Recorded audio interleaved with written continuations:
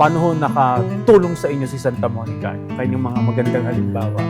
Si Santa Monica po, siya po ang ano namin, pag may problema kami sa aming mga asawa at anak, sa kanya po kami tumatawag.